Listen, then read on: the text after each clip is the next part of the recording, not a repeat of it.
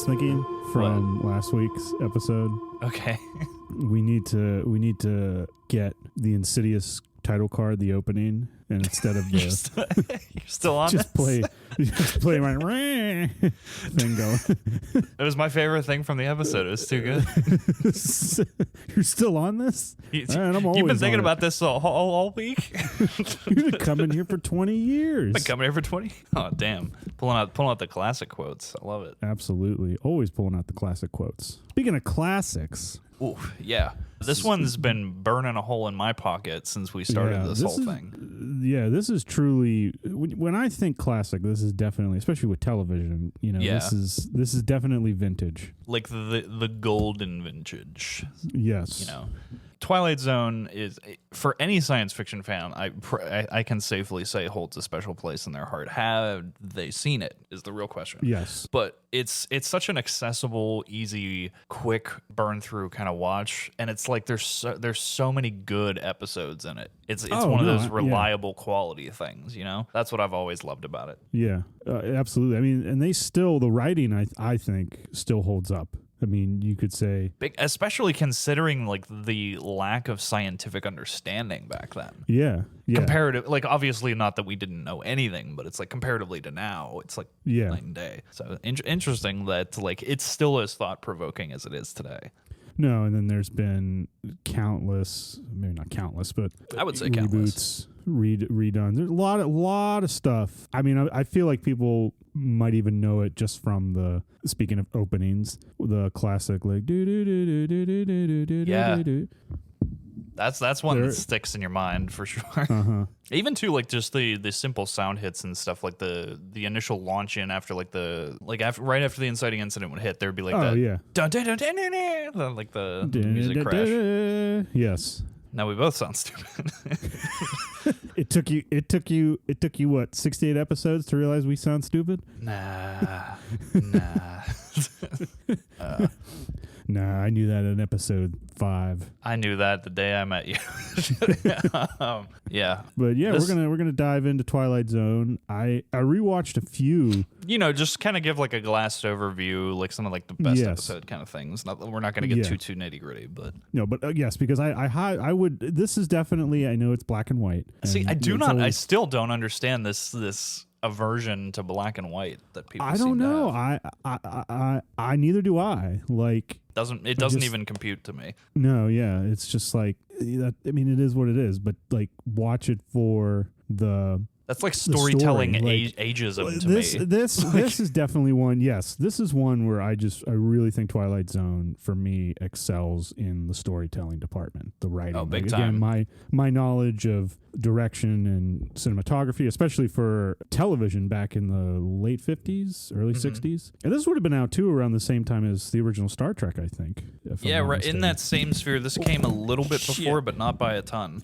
Yes, sorry. They were definitely. I think that they were both running around this. What's that? Just knocking over on my desk. Go like ahead. A cat. Yeah.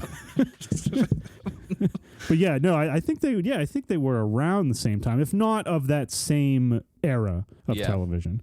Yeah, and like the impact of Twilight Zone spanned decades. Like people are still kind of talking about it. Like enough so that they tried a reboot of it that didn't fully stick. Like, putting it isolated on a streaming service is. And like a not top tier streaming service was questionable at best. Yeah, well, I have not seen Jordan Peele's. That is one. I haven't either, to be honest. Which is why I was not because I have anything against it, or I just haven't watched it. For me, it was locked behind that CBS Plus paywall. I was like, I'm not getting on that for that. Like, it's like some weird. Here's a real quick tangent, and then I'll get off it, and we'll get on it. Favorite Han quote of the episode. You're about to enter the Han zone. Dun, dun, dun, dun, dun. Oh my God. Okay. No, all I was going to say was that thing with like, yeah, everything's on a streaming app now, and it's like, everybody's got to have an app, and then they've got to have apps on top of the apps and different versions of the app, to the point where I'm like, wow, do you remember when there was just a thing called cable and you had a television and everything was there? Now it's like, I opened up the app page on my TV the other day just to see like how many like streaming apps are there. It was in the hundreds, and I was mortified. I was like, the last time I looked at this, there was like a couple of dozen. This is like more than cable ever was. This is terrifying. I don't like. It's just the fact that you have to pay for. I'm waiting for the one app to rule them all, that comes along and says, all right, we're going to bundle it all, like a mega bundle, you know. No, that happens when we're all and then we're right like back society where we is on fire with cable. I think when we reach that point, society is on fire because somebody will have bought everything. This would make an interesting Twilight Zone episode, I feel like, if you did, what happens when it'd be very 1984. When all the apps are like, what's that sounds like the penultimate Black Mirror episode. Yeah. Well, I guess technically, yes, it has been done. I haven't seen Black Mirror, but I know it. Oh, you got to get on that. That is, I've heard but I would definitely, I just back on track. I would definitely say Black Mirror, from what I've heard and seen, just like, snippets here and there. Definitely, I would say, has to give a nod to Twilight Zone. Oh yeah, it's obviously it's in a more, I would say, isolated sphere of technology, because like every episode of Black Mirror is essentially about how technology, like the onrush of technology, is a bad thing. In some way that's the theme. Whereas Twilight Zone is a little bit more broad spanning of just like the nature of the universe is odd and inexplicable. Yeah. No, and well, before we have to talk about the man himself. Oh yeah, the creator, Rod Serling. One of my favorite quotes from any piece of science fiction is in Sphere. Whenever they're mocking, whenever Dustin Hoffman's character is like going off, like rattling off all the writers he stole from to make his government report, he lists Rod Serling, and that's the one that like turns everybody's head. Like that quote always makes me laugh. Rod Serling? Serling?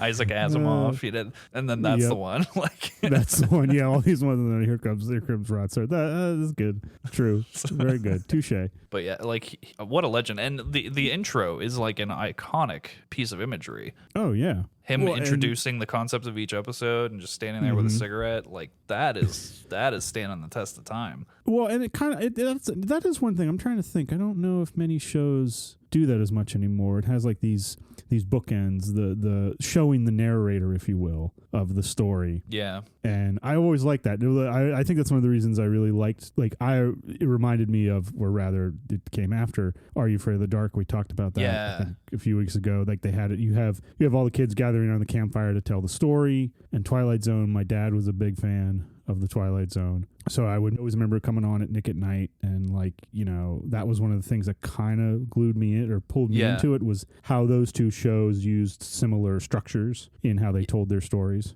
It's like that episode by episode anthology. There's a certain discipline to like creating an entire world for every single episode. It's like, it's still bewildering to like do that. Like I think that's why Black Mirror has such a following, because that writer's room has to be ludicrous, which is tough everywhere. Because you're coming up with, it's always that tough thing of like, even in like you look at comedy, if you want, like sketch comedy is considered one of the toughest things to do, because you have to constantly keep cranking out new things. Well, you're essentially making a short film, an hour-long short film every week. Yeah. That's insane. I mean, nature of television too, especially old-time television.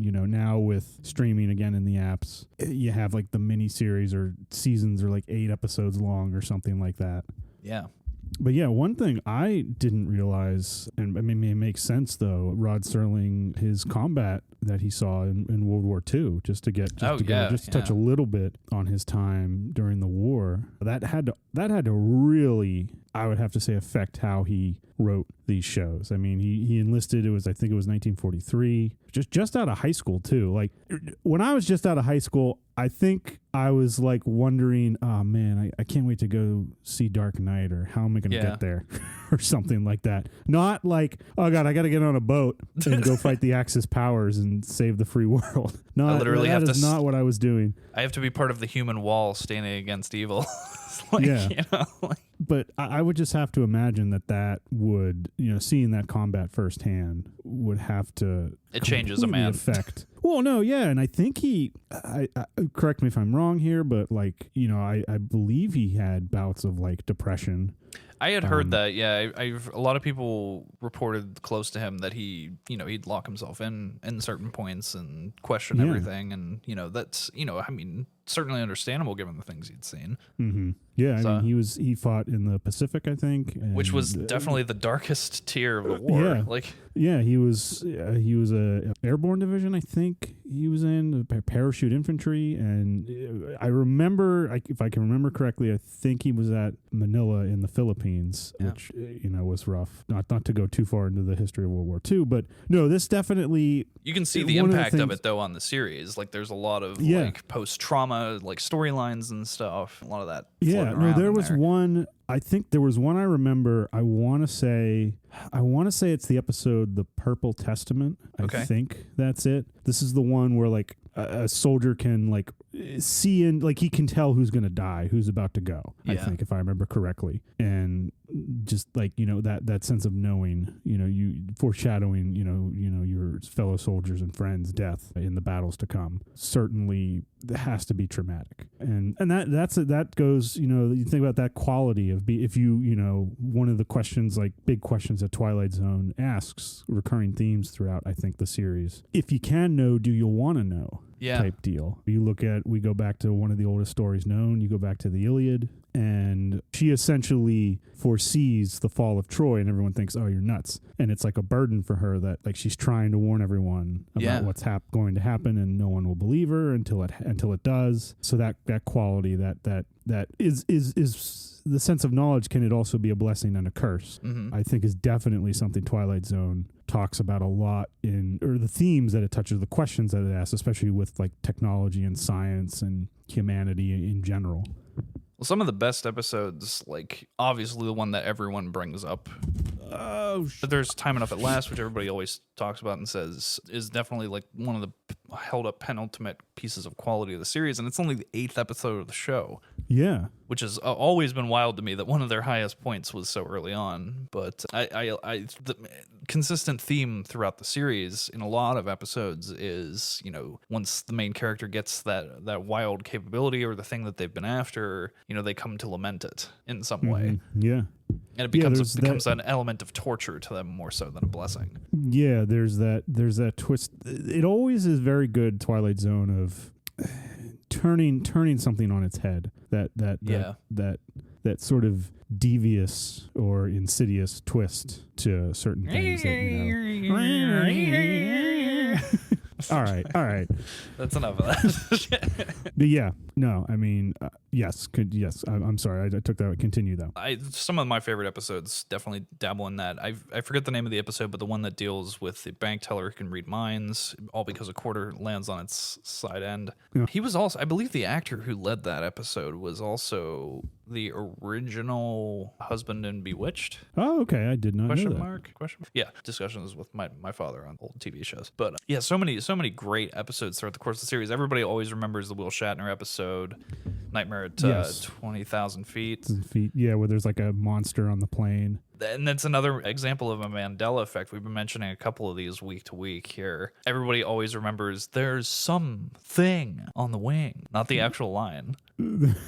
So I honestly forgot that William Shatner was in that episode, but keep going. And William Shatner was actually in 2 episodes. He came back for another one. He did the diner episode where the turntable at each table had the devil card, and then the devil was giving out wishes. And I actually personally I like that episode more. I realized that Nightmare on 20,000 is like way more iconic, but like yeah. There's something like special about like the fortune teller one though.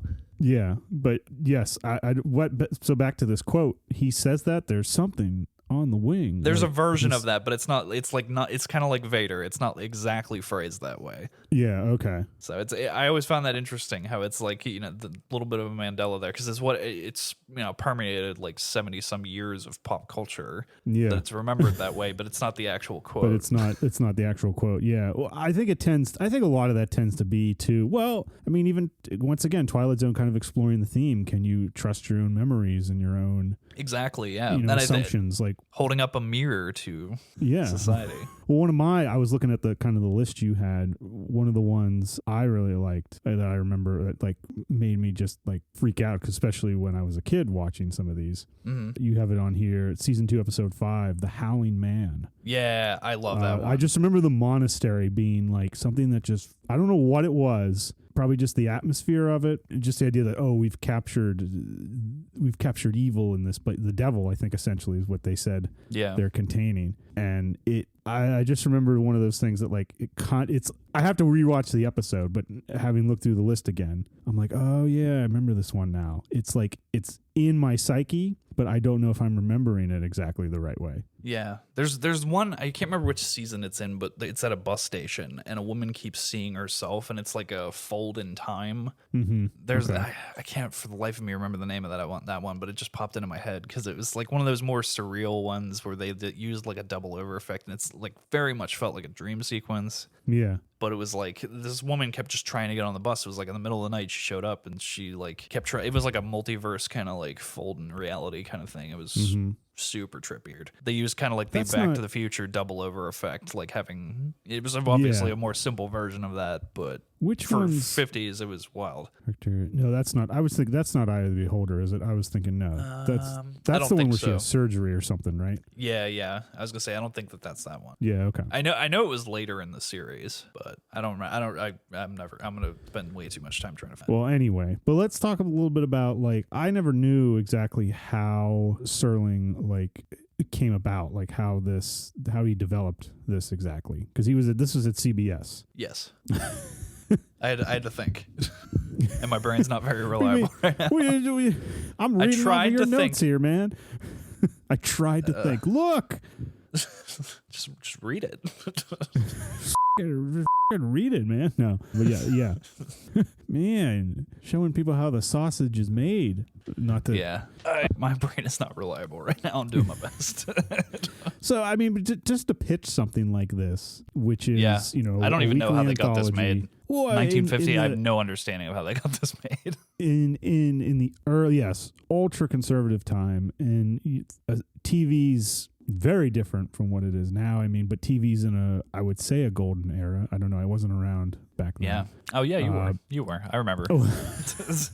Oh yeah. That's right. He was the guy. He was Jimmy's brother. He was Jimmy's brother. But to something that this is very like, much like Star Trek. Yeah. This is, you know, like a lot of the stuff, the good stuff is in the subtext. I would have to say that's probably how he got it through. But like to keep it going, especially in an anthology, which you look back in the 30s and the 40s, the old like serials where like things like Indiana Jones came from, and like comic book stuff like that, which we've talked about tons. This is definitely, you know, you're taking a risk trying to pitch something like this. Yeah, and I mean it proved itself pretty quickly. Like I think that's why it had the esteem that it did, and you know, obviously the cultural impact that it has. But I mean, if they didn't stick that landing quickly, I don't think it would have been around very long. Well, and two, I'm wondering if, because you had mentioned it before, I'm looking here, I didn't realize he was big with the head writer, obviously. Mm-hmm. He was also the executive producer. Yeah. But I mean, how to pitch that and be the on-screen narrator for the show. Like to be so many different ways the face of this thing. Well, yeah, especially before, like, how do you get the studio heads or, you know, CBS to be like, all right, yeah, fine, you can do that. You know, like, yeah, I can barely get my Uber driver to take me where I want to go, let alone convince multi-billion-dollar conglomerate. Hey, I got this idea for a show. This really weird science fiction idea. I'm going to write it. I'm going to executive produce it, and I'm going to star in it. They'd be like, get the hell out of here. Yeah. But he was perfect in those opening monologues. He really was. And every time I go on the ride out in Disney, like, I mean, that just watching that introductory sequence of the ride, perfect. Yeah. And I like how you have here, like, definitely gives a consistency of voice and vision for that. It looks like he personally co-wrote 92 of the 156 episodes. 156 episodes. Damn. Wild. That is something. That is amazing. Yeah. And like, I think it's worth mentioning too, we kind of talked a little bit last year in our horse. I think in maybe the retrospective or something else. We just what did you say we talked about last? I didn't hear what you said there. What did you say? I didn't get a one word you just said. That was just funny, but continue. Yes, I'm sorry. No, I was saying I think last year we discussed the Twilight Zone movie and how there was death involved in the production, how it got really dark and like it was a big black mark on Spielberg's career going forward. Yeah, the fact that it reached the status of creating a feature film based solely off of a TV show. I think Monty Python was like the only other thing around that time doing anything even close to that. So interesting. Interesting that it reached that kind of pop culture status, that it was like it just demanded a feature film. Mm-hmm. But obviously two great failures. Yeah, not successes. Well, I mean, it's one of those things like what are you gonna do? Did you ever see that speech? That this is wildly off topic. That HBO acceptance speech by Jerry Seinfeld. Is this the one where he's like, "And say what we told you to say" or something? Yeah, exactly. That's the one. And then after he goes on that whole rant of just bashing the entire concept of award show, he's like, "Well, what can I do? I have to thank HBO." It's so true. God. Very accurate. Yeah, but I digress. Of those 150 episodes, so many struck gold. It is utterly baffling how an anthology series can hit gold that many times. Well, yeah, especially like there's always going to be an advantage and disadvantage to any decision you make in your creative endeavors. Or at least I feel that way. Science fiction was around obviously before the Twilight Zone, but Twilight Zone kind of like firm foot kicked the door in for so many possibilities. Yeah. And like after this, like this is how you get your X-Files, you know, your God knows how many different TV shows, like obviously Black Mirror, I mean, Dark. American Horror Story, Dark is made possible. American Horror Story, yes, absolutely. You know, I don't think any of that stuff obviously is possible without it, but it's like this spun the thought process for a very different kind of TV show, and I think like resulted in a lot of better TV following this point. Yeah. No, I would agree. I mean, and two, to what I was saying before there, like to make an anthology, you have this idea of like, okay, there's always going to be something new. You're not continuing the story. The only things that are going to come back are the themes, the tones, the questions, but you always got to come up with the new character so the interest can keep going. It's easier to like, if someone gets bored with a certain character, you just that's it. They're only in that episode. Well, you have like different problems in that arena because it's like you don't have the draw and the intrigue of, the reoccurring characters, but you have the constant refresh. Every week is a new slate. Essentially the very thing that is both the strength is also the challenge of it. Like, the fact that you have to crank out something new every single time. You have to work with, like you said, that refresh. That's the challenge, but that's also what can be the big reward for the show, for the story. It's a creative sandbox of unbelievable proportions. I mean, you have this crazy deep arena to go, and like it's basically a black box of do with it what you will, and that that can be daunting. That can be a supreme challenge, especially in the arena of writing. But the fact that they climbed out of it like 150 sometimes, like proves it's a beacon of proving that it can be done, which is awesome. Oh, absolutely, and to do it on. I'm just looking here. I didn't realize on such a limited budget. Oh yeah, it was not. It was shoestring. It was, especially when it started. But that's always interesting to me. How you think that you don't have, like, you need all these glorious technologies to pull something off or make something creative or make it good. That's why I'm a firm believer in it. It starts with the story. It absolutely starts with the story. If we're just specifically talking, like film or books or TVs here, or even video games. Well, video games, and I take that back. That could be a little bit different. But for this aspect, I would say yes, you got to start with that story, and then the execution, of course, is vital. But to get a little philosophical on it, I would say that it comes from an area like the difference of quality versus crap in that arena. It kind of comes from technology making and the infinite possible more ungrounds the story from reality, and therefore is less relatable. Like things that are more forced into the real world that you and I live in by limitations of technology, like what can physically be achieved, I think naturally comes hand in hand to a certain degree of things being more chained to the real world and therefore more relatable. Yeah. If that made any sense at all. That did. No, I mean, no. You don't even know what you're saying right now. God damn. He's gone. We lost him. Call it. He's dead. Call it in, man. Call it in. No, there's that sense of, any good art, that catharsis that you get by watching drama unfold in front of you. You get to have that emotional release or experience that or just ponder it, even if just as a way as an escape with some of the stories, just to, leave the real world behind for a little bit. Because I would put Twilight Zone is definitely in that sci-fi fantasy thriller genre. Yeah, it kicked open the idea of the world behind the world. There's more going on than just the face value.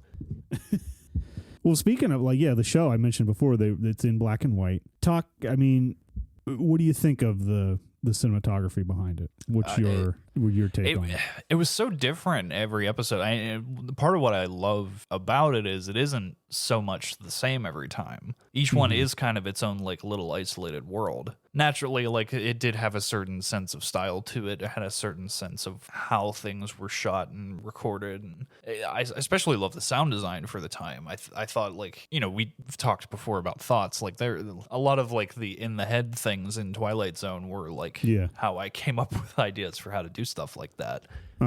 So that's where a lot of that came from for me personally. But I think that the way that sound was in this show was kind of overlooked a lot over the years, because I think that that's part of its charm. It had almost that kind of Bewitched style.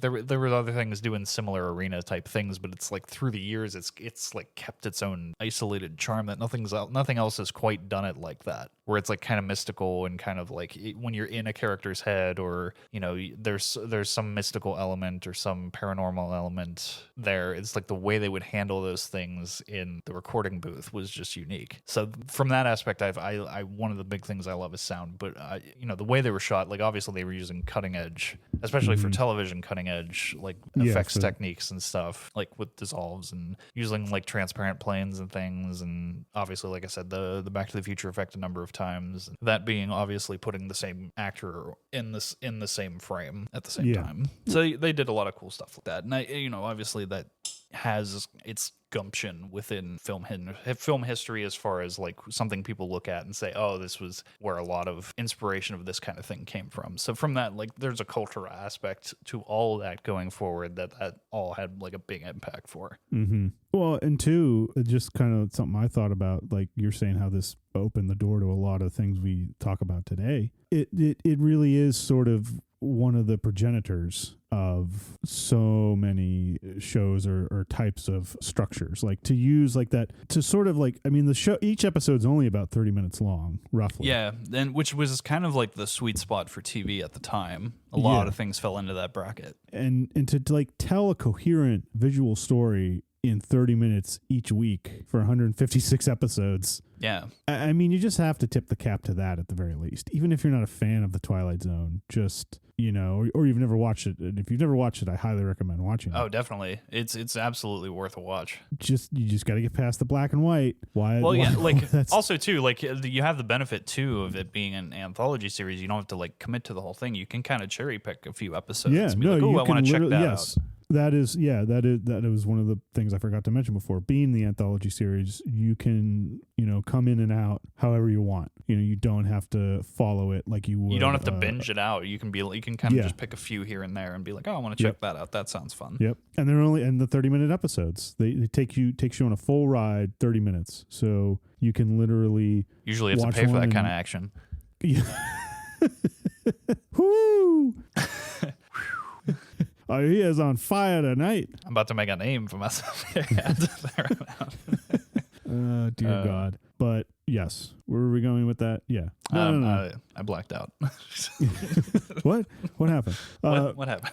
No, I was just talking about like its narrative structure is just. I mean, I'm always just awed with how they're able to tell like a coherent story in that amount of time. Yeah. And you know the use that has the twist ending, and every ending sort of leaves the viewer, you know, questioning their perceptions of what's real, what's not. Like what, you know, there is a challenge sort of that each episode kind of leaves up to you. Yeah, I think we had mentioned last year too that there was the episode that inspired Poltergeist, which was a really simple, like a lot of their stories were very like one location simple, but like had a very extra worldly element to it that like drew the intrigue. So like they were very easily produced, but like had like a very cutting edge concept, which is where like we were saying writing really comes in as a winning aspect for this show. Cause it's like, yeah, maybe it didn't have like always have like the most earth shattering visuals, the most earth shattering visual effects, but it was like a simple concept of like a bedroom wall is a portal to another world, which is literally just in the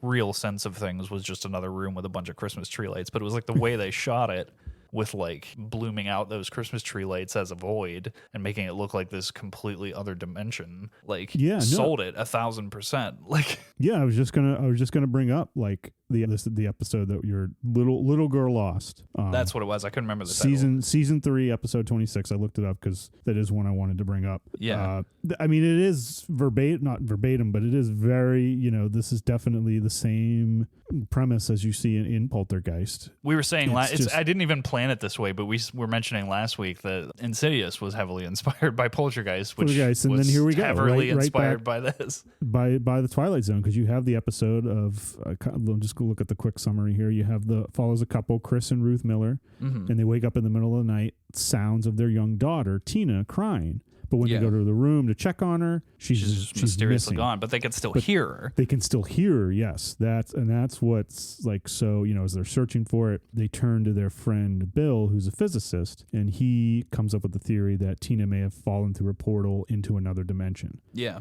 and that's where they is. So much like so now, obviously.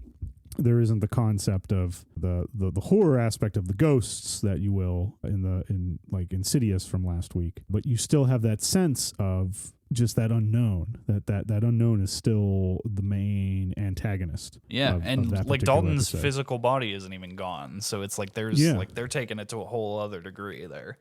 Well, yeah, and it I think it does a lot too. I like the Sherlock Holmes aspect of it. Spoilers, they do get Tina back in the episode right before the portal closes. Tina.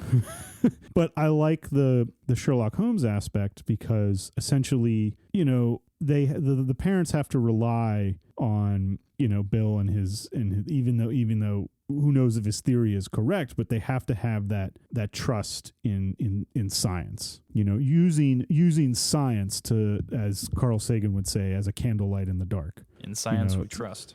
Yeah, to light up that darkness of the unknown, of ignorance. I think that's one of the things that Twilight Zone does really well. Particularly this episode, Little Girl Lost. Yeah, I do think it's one of the underrated gems of the full series, especially given, like, you know, once you know that that's the case, that it's inspired like so many little pieces of horror throughout the years. It definitely draws the intrigue further. But I think like the cinematography that like you asked before, like some of the notable points through the series of cinematography, like I think that's definitely one of them. them because it used like small locations incredibly effectively. Mm-hmm. And like I said, literally just like a little void of a back closet filled with Christmas tree lights, and they made it look like it was a whole other dimension. That it is true, and the resourcefulness, there's the word I'm looking for. Yeah. To make sure that they, watch the Bucks but still put on a good show. Yeah, absolutely. Yeah, I mean, like, it was another one, notably so, like, obviously, because there were so many different stories going along. They had a lot of veteran TV directors of the time coming through, Douglas Hayes, John Bram, lots of big names coming through there, like, who were known for other TV shows, known for other things they had done. And we had talked a bit about the budget and stuff and how insane that all was. And I think that the team that they surrounded themselves with, they had a lot of people recurring, coming back, doing different episodes and proving their, like, a lot of proven creativity throughout the years of the show. I mean, it was kind of crazy, the number of people that were in and out of the door. Almost every episode here, because it does that anthology thing, because it can be a little bit more difficult to pull that off, you can find so many threads of influence. I'm thinking of, you have it here, the episode Perchance to Dream. Great episode. He suffers from vivid recurring nightmares. Oh, yes. Okay. And he's been avoiding sleep for days, afraid that falling asleep will lead to his death. Yeah, that's a good one. But it's just, I think, like, the concept of, like, dying in a dream and how that could affect reality makes me think of something like A Nightmare on Elm Street.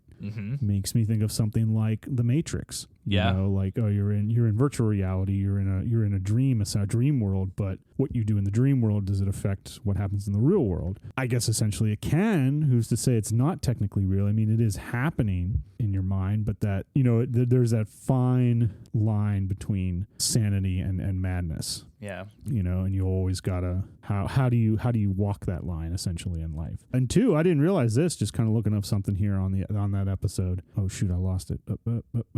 You got it. The title of Perchance to Dream, that episode, it's a reference to Hamlet's famous soliloquy. Oh, that's cool. Yeah, I like that. To sleep, perchance to dream, there's the rub. The episode's sort of dread about sleep, death, and the unknown that, lurks in both. Essentially that question of, like, too, you think, if I fall asleep, am I ever will I get back up? Yeah. Is like a horrifying question to think about. This one, I would say Twilight Zone relies a lot, not that it doesn't have its monsters and it does, and for sure, things going on, but it relies, I think, more on, because they had such a tight budget, it relies more on the simple who you concepts. Call it moron.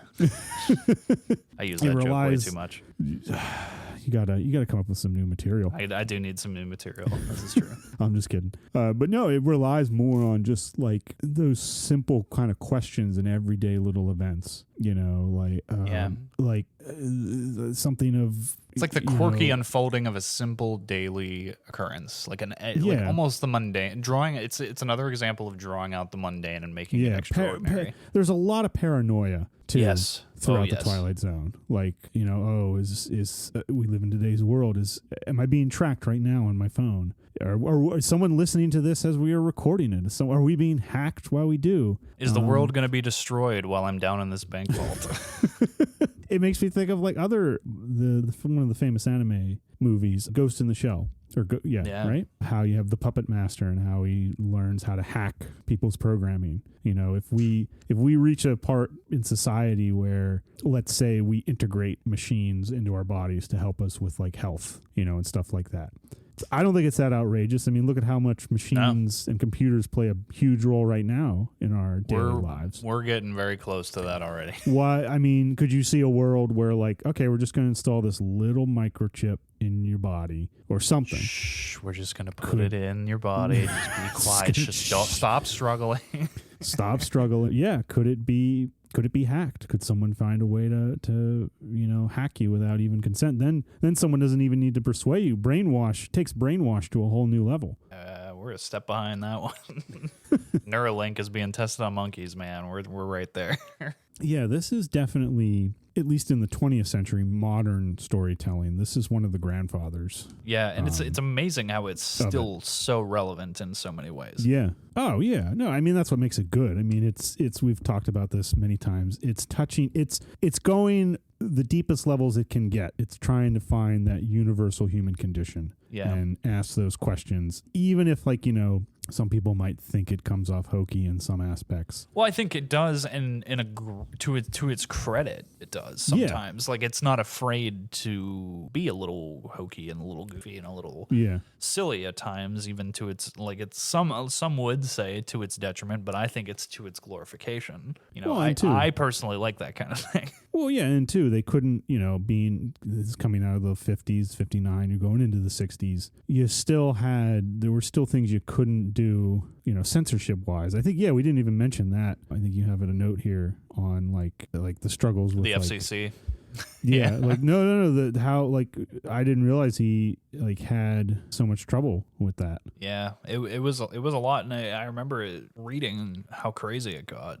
It was one of those first blips on the radar that kind of just I don't really like the FCC. Like, but to tackle pieces of yeah, no, I mean, just here to, like, tackle controversial subjects, social, political, racism, war, corporate greed. I mean, you're getting this all out in the series. Yeah. So, like, he, you know, to sort of get around that, he disguises it by using this science fiction fantasy genre, as all good storytelling does. You know, like, you're using that. It's in the subtext. It's, you know, if you're like an archaeologist, here's my stupid allegory for the day. Yeah, there's all kinds of stuff like that, like X-Men is an allegory for things like that. Like yeah, exactly. Yeah, Stan Lee's and, like, the Fantastic Four, stuff like that too. You know, it's that idea of, you know, if you're stumbling upon a lost civilization as an archaeologist, okay, it's all covered in vegetation, but it's not that you're interested in. You want to get to the treasure that's buried down in. But you got to do it slowly. You got to peel back the layers so you don't want to miss anything. Drake's fortune. Yes. Yeah, this is definitely... just sitting here talking about it makes me want to go back and do, like, a whole... It's one of those ones I grab from it, like, every couple months. Like, just like it's a little bit like it's like YouTube for me. Like, it's a quick, easy grab, and you know, it's something, especially considering I've seen so many of the episodes so many times. It's kind of, I can throw them on in the background and have something nice that I love and enjoy to ignore, which is where, like, a lot of, like, entertainment that I watch anymore I need because, like, I'm doing something else or multitasking. Yeah, no, this is definitely similar, I would say, to how, like you said, we have YouTube or social media, in the sense of it's that snackable version of storytelling. Especially, too, because, like, a lot of them can, like, really have that infectious nature to them and, like, spur a lot of good ideas. Mm-hmm. You know, like, there was a bit of an infectious nature to a lot of the writing of this, where it does kind of give you that writing bug. It's like it nags at you to create. Yes. No, it absolutely does. Yeah, and Star Trek did that, too. That was... I would say so, yeah. That had that anthology thing kind of going on. Like, each episode, that's another sort of series you can just jump in. And you don't really... Now, the characters are reoccurring. That's sort of the thing that pulls you through. Whereas the Twilight Zone... It's a little more on the episodic side of things. Yeah. Whereas the Twilight Zone, the thing that's pulling you through are the themes, the questions, like I said, the tones. That's what's... the nature of things. And Rod Serling, of course, himself, the narrator. Yeah. The idea is that, like, the surreality and the world of this area, not necessarily, like, the world of each particular story, but, like, the grander world, like the scope of the absurd and the strange. I mean, we could essentially dedicate an entire season to just talking about every episode. Oh, absolutely. We could dedicate 150 episodes to each episode. 156. No question, I definitely will. We will go back to Twilight Zone and, like, maybe take a sampling of episodes and, like, deep dive them. But I did, you know, especially considering last year we got into talking about Poltergeist and inspiration there, and, like, I felt it was deserving to give this at least a once. No, absolutely, because this is, like I said, this is one of the original. Oh, he was the original. He was the OG. He's the guy. He's the guy. But yes, definitely check out Twilight Zone. I don't know where you can. Where is it available? I'll give you all my Voodoo login. That's how I watch it. Just give everyone. Yes, put it somewhere in the comment thread there. Yeah. Post it online. Here's Brian's. Everybody else is on it. Why not? Or what is it now? Yeah, Fandango. I'm not calling it that. It's like oh god, what am I thinking of? I'm not calling him dad, like something like that. I'm not calling him dad. They're hot dogs, damn it. Doback Fandango better not get in my face. But yeah, do yourself I'd say a treat, especially this Halloween. Check out a couple Twilight Zone episodes. They're nice to like have in a rotation too, like kind of just in the background, kind of like old horror, like the original 58, The Thing prior to Carpenter, stuff of that kind of nature. It's good on loop for the holiday season. No, absolutely. Twist to certain things that